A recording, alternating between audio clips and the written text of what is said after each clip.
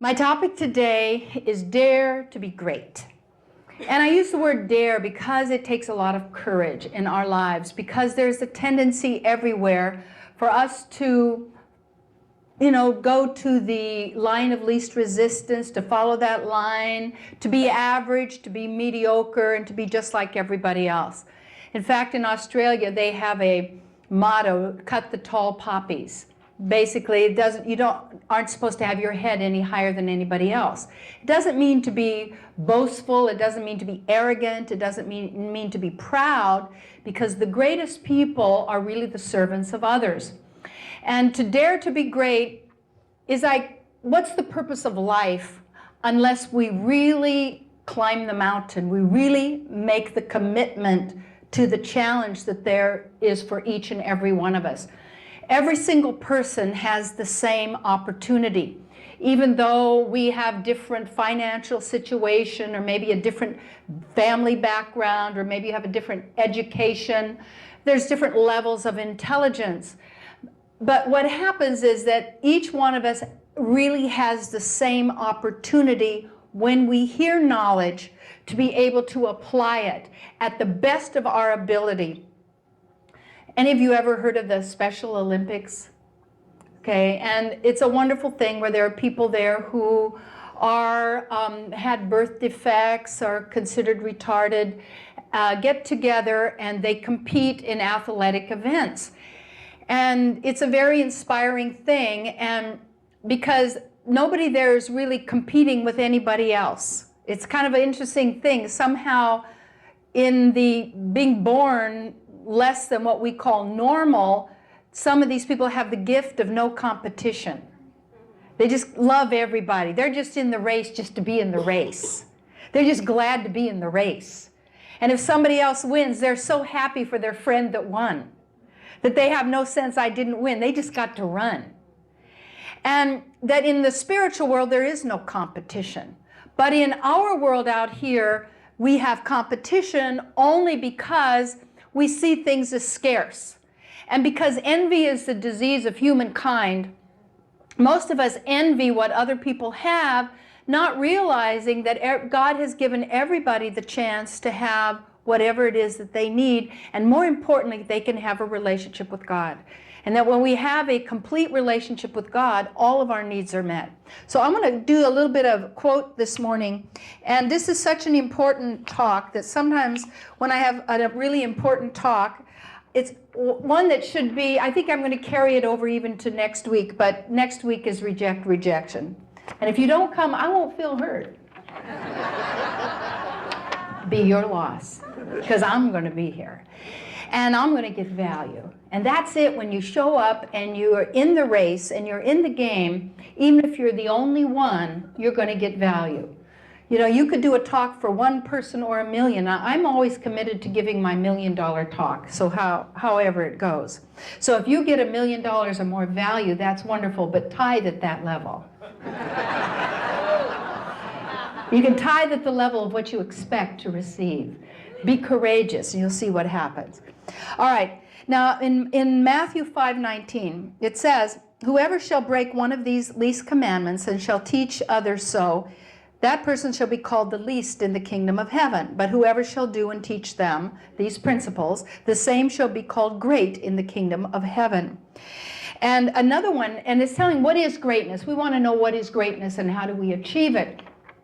And that a great person is not known, in a sense, by how much they get, but is really how much they contribute and how much they give. And that we all have something to give of ourselves. We are born with talents and abilities. We have love that we can give. You can even give a smile. You can give a nod of acknowledgement. And oftentimes, if you think about what can you give that doesn't cost anything to give, you find that you have a day very full of giving. For in giving is the real joy of life. But that each one of us is a seed of God. So we're all godly in that sense of, in the Bible says, be ye as gods. That means we're not God, but we're all children of God, so we are part of God. And our destiny is greatness. Your destiny is greatness. Whether you choose it now or another time, 1,000,000 lifetimes from now, it ain't going to be any easier. The moment when you choose, there is a mountain to climb. And the mountain doesn't get easier by procrastinating the climb. It doesn't say, well, I'll just wait this one out because it's going to be a little bit too difficult or it's a little too hard. You know, when you say, I'm going to love, maybe you're in a relationship and you find that you argue all the time. Well, one of you has to stop. Well, wait, I'll stop when they stop. But what if they don't stop? And what are you arguing for? You're arguing to get them to stop it. But they're going to keep doing it. So stop it yourself. Well, I couldn't. Then they'll know they're right. So do you want to be right or happy? See, you don't get to be right and happy. You don't get to be justified and successful. You don't get to give your reasons and make it to the top of the mountain. People who climb to the top of the mountain have no reasons. They're just, I'm here. They don't need excuses. Everybody at the bottom has an excuse why they didn't climb. My back hurt. I was too old. My mate didn't like me. My parents were miserable. I didn't have the money. You know, well, people would criticize me if I climbed, so I'm just going to sit down on this rock because then nobody will bother me. To hide in a hole so nobody criticizes you. Go home, pull down all the curtains. Have your food delivered. Work only on the internet. Do everything. Just then nobody will even know you exist. Because we don't want to be criticized. If you're going to do anything, you got to let it all happen. Let the good times and the bad times roll. But you're in it. You're climbing the mountain. And there is no victory that is great if you have no mountain to climb, if you had nothing to overcome. You see, nobody has it easy all the time. Everybody's looking for the easy way. You see, I don't want any trouble. You know, even when you die, you're going to have trouble because you can't die. Wherever you get to your next body, you're going to have trouble then. People are looking for peace of mind. You know how you get peace of mind? Hang around saintly, peaceful people and read sacred knowledge. And as you do that, your desires start to change. And when your desires start to change, your material desires start to go away, and you have everything you want, but your mind isn't agitated all the time by what the neighbors have. You know, we watch television, and these advertisers pay billions of dollars to agitate your mind. Just so you'll want stuff you don't need. And you have to run out. There's a couple of ladies that live where we live, and they get all these catalogs. They sit out there playing dibs all day. You remember dibs? This is mine. I'll get this. It's only $69. This is $500. They have no relationship. They're miserable, lonely ladies. They just hate me. Because I don't talk nonsense. I don't have the time. I'm on a mission to God. It's not going to make their lives better if I say, well, I'd like to have that washing machine. What do I care? If I need a washing machine, I have a washing machine. If I have to, I can wash my clothes in a bucket. And if you ever wash your clothes in a bucket, then you won't have to go to the gym. You see? So you can make do with what you got. But the thing is, all right, so I'll get back to what I was talking about, whatever it was. So about they got this mountain to climb. We have to dare to be great. So, but Jesus called to them and said unto them, you know that they which are accounted to rule over the Gentiles exercise lordship over them. That means that in this world, people think greatness means lording it over everybody else. That's what they think greatness is, lording it over everybody else. But Jesus said, it is, but so shall it not be among you. But whoever will be great among you shall be a minister. Now, I'm not saying I'm great because I'm a minister. Well, that's a good idea. No. But ministering does not mean standing up on a Sunday with a microphone and giving a talk. Minister means serving. And the greatest people serve others by bringing sacred knowledge or spiritual knowledge to people to save them from their misery.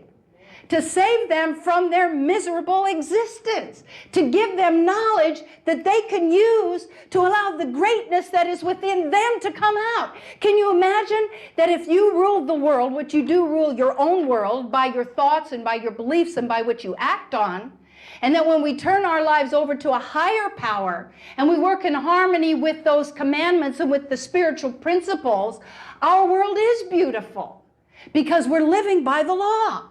So the greatness means every person is great. It doesn't matter who they are, but if they don't act on that, they're as if they aren't great. Do you know everybody's a zero trying to be somebody? And the only way you can be somebody is you put God, which is 1, in front of the 0, and then you're a 10. So if you want to be a 10, you want to be great, it means you put God as the center, God before you, and you work in harmony with God. You say, but you use that word God. I don't like the word God. Well, what word do you like? Pick one. God has unlimited names. Call God whatever you will, but at least call God something. And say, all right, I choose to be great. Say that. I choose to be great. So whatever is that we want to minister, that means the first thing is that we want to look at how we can contribute to the lives of others.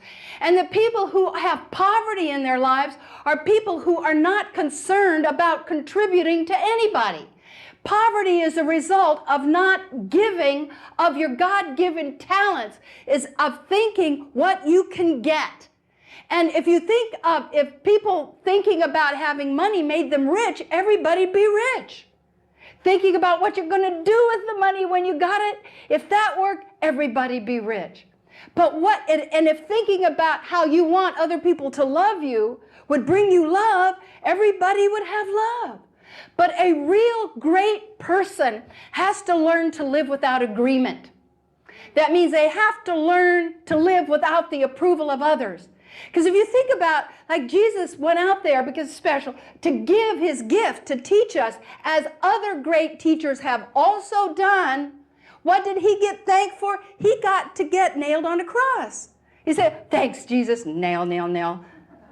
Because we think, well, why did he do that? Well, we're not going to go into that story today. But anyway, the idea is we always think that we're going to be great if other people approve of us, if other people like us. Whatever mission you have to give. You think about Albert Schweitzer, who went down into the jungles of Africa to help those people down there. People remember Albert Schweitzer. People remember like Tom Dooley a long time ago. But you don't remember all the people who won the lottery. We don't even know one person's name. Because what did they do with what they got? They lost it within 2 to 5 years. Or 1, because they didn't have the consciousness. You see, what we want is that we want to bring forth the greatness that is within us. And to be great, we must become a servant of others. Now also, this greatness then is that, and I'm going to read something from the Bhagavad Gita. It says, one whose happiness is within, who is active within, who rejoices within, and is illuminated within, is actually the perfect mystic. A person who is a great soul does not seek outside to get what they need and want.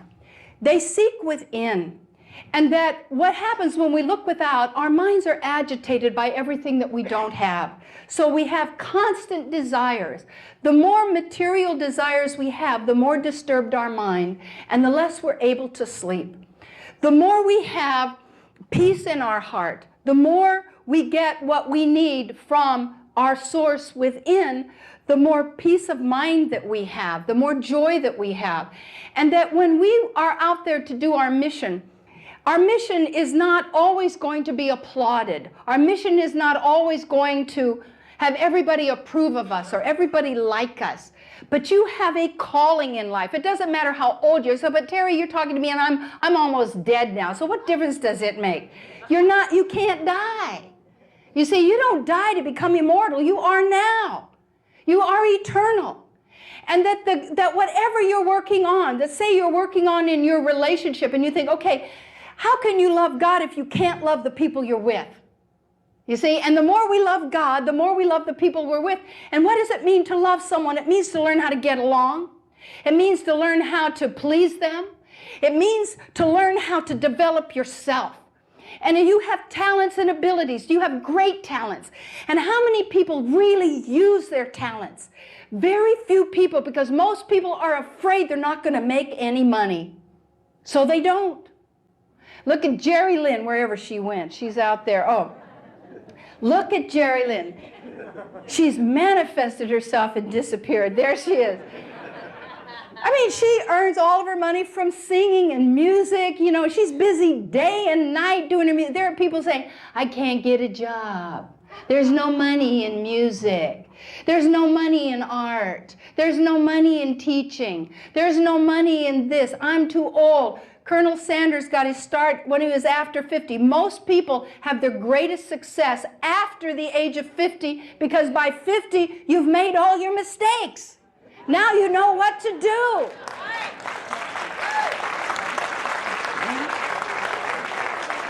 So we think this is the time, you see, to allow ourselves to manifest the greatness within us by thinking about how can I serve others? How can I help them get what they want in life? And then greatness comes from realizing, in the front of your program, the pearl of great price. Greatness comes when a person actually recognizes gold and takes it.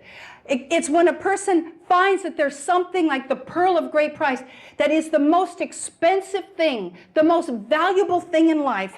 They can recognize it and they jump on it. This is one of the things that great people do that makes them great. Nobody motivates them. They're self-motivated. Nobody makes them come to church. Nobody makes them take a class. Nobody makes them pursue the topmost that's possible. Nobody even pays them to do it. They would do what they were doing for free because that's what they do. That's what they love to do. A person who is great, what they do is somehow or other, they know what they're looking for, even though they don't know exactly what it is. But they know that there's something there. They know that life is more than being born and dying. They know that life is more than maybe just being secure in your old age. They know that life is maybe more than doing the same old thing, going to the same old restaurants, having the same old friends, playing cards every Wednesday night.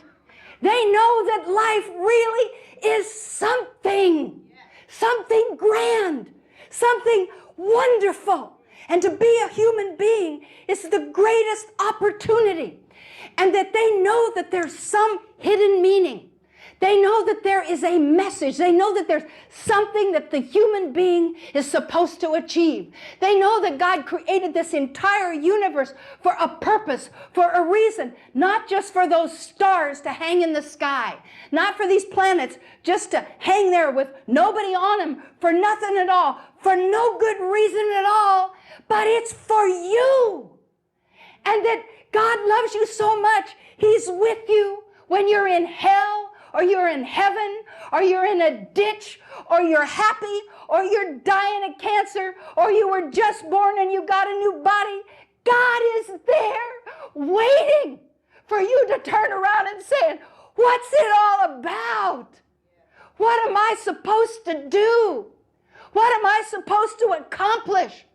You know, and we get so caught up in our pettiness.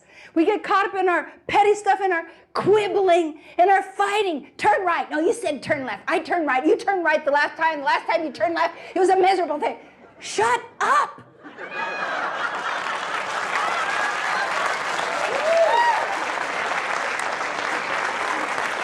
Who cares? Who cares? You're wasting your life. And that when a person who is great, that person is a treasure hunter. They're looking for the pearl. They're looking for the gold. They're looking for the diamond. And I don't mean just material things. Some of us are very materially savvy. We know a good diamond when we see it. We know a good pearl. We know a good deal. We're really keen on that, but we want to be just as keen or more keen on what is spiritually correct. What is the topmost spiritually to attain? Not just a good deal in the stock market, but what is really the deal of all deals. And there is a deal. And you have to seek it. You have to get down on your knees and pray to God to know what is your true destiny. You got to pray sincerely to know God, for God to reveal himself to you, to know exactly what you're supposed to do, to bring you the teacher, to bring you the knowledge. And then when it comes, my darlings, then you've got to climb the mountain. And I'll tell you this, the difference between greatness and ordinary. An ordinary person can't spot the pearl. An ordinary person can't spot the gold. They choose fool's gold. They choose fake pearls because they don't cost as much, but they look good to others. You see, a person who is great knows the fake from the real. And then when they hear it, when they see it, that means, say you want to get married, and you've got choices. You've got the handsome person, the person with the money, the spiritually, you've got all these people. And then you think, well, who shall I choose from? And then what you think is, well, my family will like this one. My friends will like this one. But what's the point? You're going to hate them after a while anyway. Unless you have a spiritual relationship, the lust will turn to hate. You have to have a spiritual base. Then you're going to say, which person is going to help me grow spiritually? Which person is going to help me achieve my goals? Which person is going to help me reach the topmost of what is possible to any human being? And a great person, when they hear something good, they take it. When they see something that is great, they grab it. When they know something is wonderful, even though they're tired of driving, even though they don't have any time, even though they don't have any money for it, they'll steal the money for it if it's that good. A great person knows when there's something there. They see it, they hear it, they know what they're looking for. And then when the opportunity has come and it's there, they hear the knowledge, they hear the truth, they see the opportunity, they grab it, and then they climb the mountain, and they don't let go of it until they reach the top. God bless. Woo!